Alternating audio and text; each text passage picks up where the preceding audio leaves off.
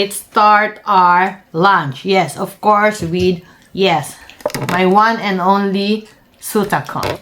Okay, so for our lunch today, in this video, we're going to eat only 7-Eleven food items. Okay, so yes, start natin dito sa, yes, this is the sumin soup. And how much is this one? It will cost 321.84 yen in Japanese money. It's 321.84 and in Japanese money. So, ma-price din. Expensive konti because it's from 7-Eleven and it's called the somen soup. The soup with somen and shiitake. So yes, tadakimasu. Cheers.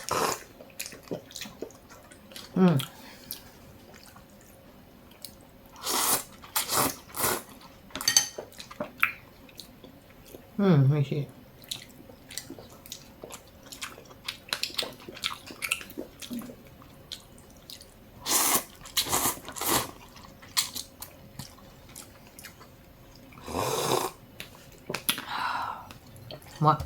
Masarap yung somen sa 7-Eleven Japan. So, I hope na mag-try ka pag gusto mo ma-warm konti yung pangangatawan mo. Yes.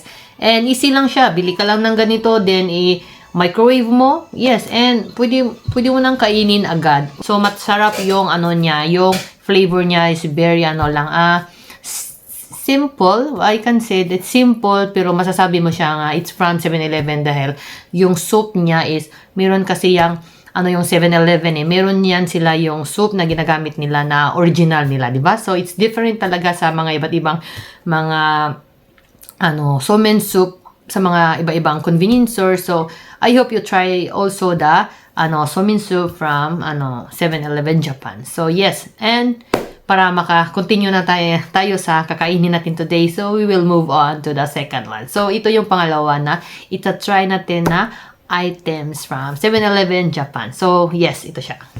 Okay, so, yes, ito siya. And, so, sa gyoza ng 7-Eleven, how much this one?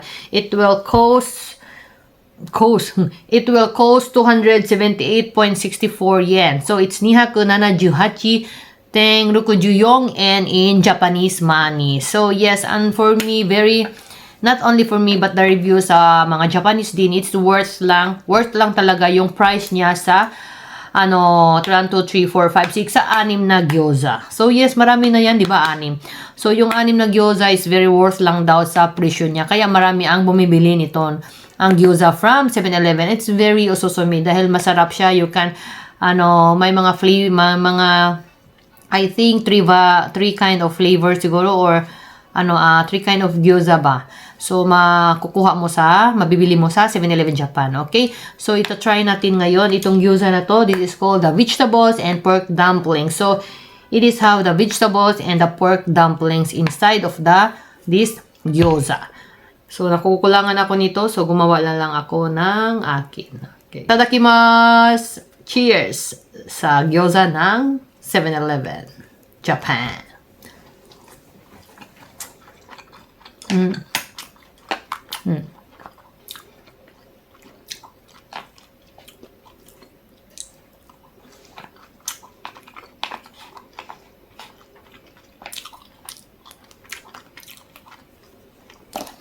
Wow. Yes guys, very recommended to. Very susumi to sa mga tao talaga na mahilig ng mga dumplings. Yes, sa mga gyoza. Masarap yung gyoza sa 7-Eleven. Okay, so yes, we will move on to the next one. Okay, let's go sa pangatlo. Number 3 na ito try natin. So yes, ito yung next na i-review natin. And kakainin natin ngayon. So ito siya. So same, it's a gyoza. So same, it's a dumplings, okay? So it's a gyoza, but ang name nito is the pork dumplings. So this is a pork dumplings from 7-Eleven Japan. Okay, so how much this one? So this is how much this one?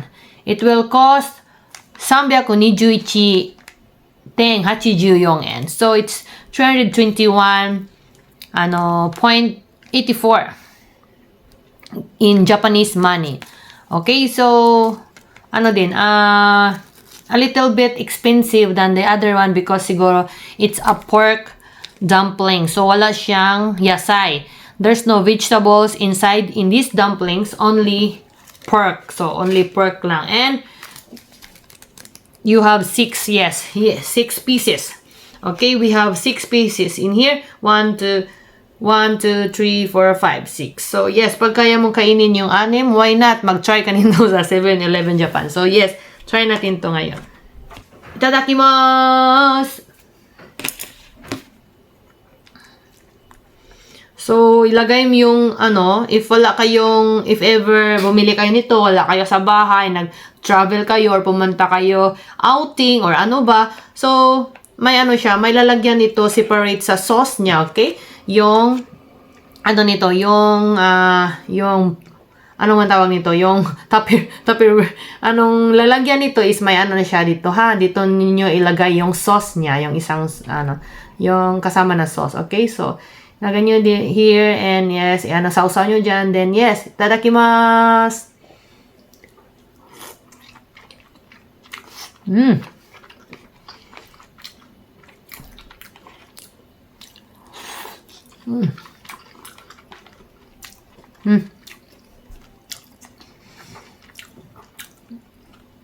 Very nasasarapan talaga ako, guys, sa pork dumplings ng 7-Eleven.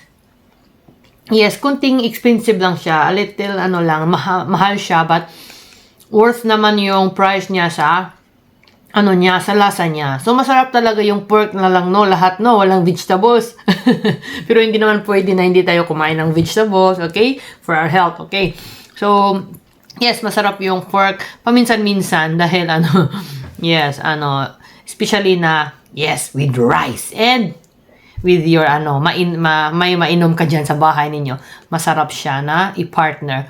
Bestseller ito na mga items na ginawa natin sa video na to today is yung mga bestseller na mga items dito sa 7-Eleven Japan. So, yes, punta na tayo sa next na ating i-review, and yes, tikman natin ulit ang product na to from 7-Eleven Japan. Okay, let's go na sa next and the last items na pala ito. Okay, so let's go.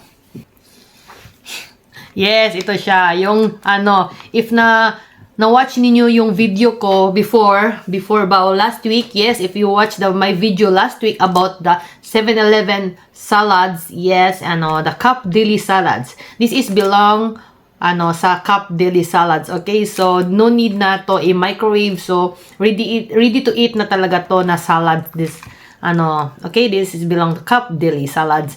Name nito is the chicken, sweet, vinegar, and tartar sauce. May ni-add sila dito sa ibaba na, na nakasulat is the best seller daw. So, this items is one of the best seller siguro. Is the best seller items from 7-Eleven Japan. So, yes, how much ba to na? How much ba to? It is 321.80 yen in Japanese money. So, including tax na yan, okay? 321 yen. Okay, so, yes, try natin siya again, okay? So, na-try ko na to last na kumain ako ng mga salads kumain ako ng mga salads, okay? So, yes, try natin siya again, itong chicken nila, okay? Bestseller daw. So, yes, why not? Try natin again yung bestseller ng 7-Eleven Japan. And the rank ko nito nung nakaraan na gumawa ko nito, di ba? High ang rank ko nito. Mataas dahil gustong-gusto ko siya, okay? So, yes, itadakimasu. Cheers!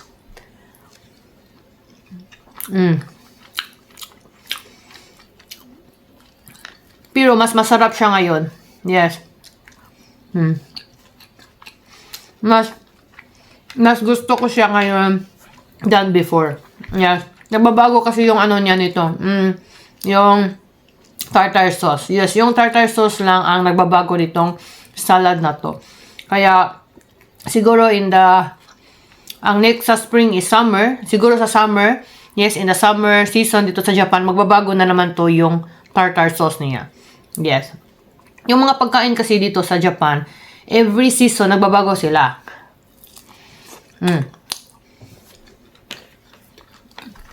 Yes, yung mga pagkain sa Japan, kahit sa supermarket, kahit saan ka dito, kahit sa mga restaurant nga Yan, dito sa Japan, nagbabago sila every season. So, yan ang inaabangan ng lahat. Hindi lang season ang inaabangan namin dito. So, nag-aabang din kami sa mga limited food items. Especially na yung kagaya ko.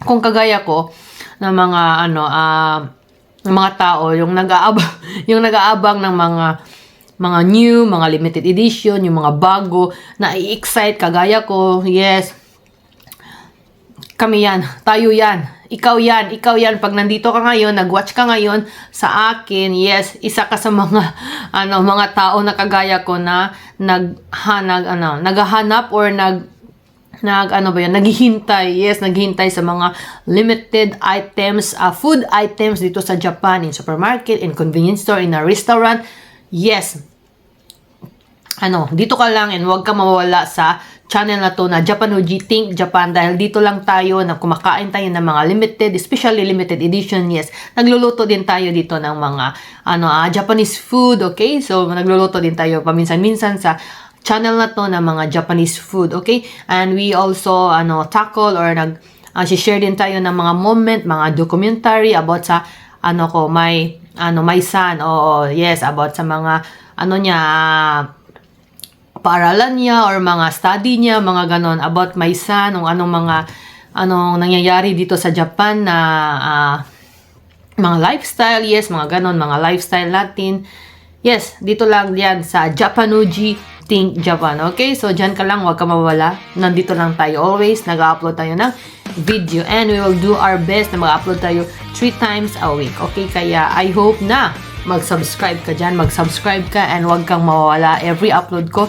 Dyan ka lang, mag-watch ka lang. And thank you if nakasubscribe ka, you like the video today, and kung na-share mo siya, oh my God. Thank you so much, guys.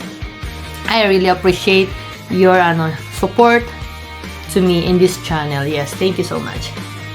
And that's all sa video natin today. And yes, nasabi ko na lahat siguro. Once again, thank you guys for watching this video and I hope you will subscribe, like, and share my video. And watch the next video. Pag hindi ka pa naka-watch nila, please naman pa-watch nila. And I will lovely see you there. Iba talaga pag yung gyoza, itong gyoza na to, iba talaga pag may kanin. Di ba? So, yes, iba talaga pag yung gyoza may kanin.